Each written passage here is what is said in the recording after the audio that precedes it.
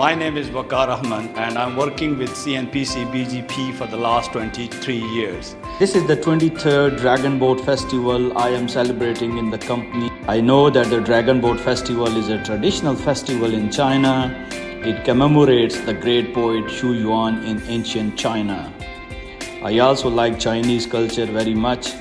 I am fascinated by its long history, profoundness, openness, and tolerance.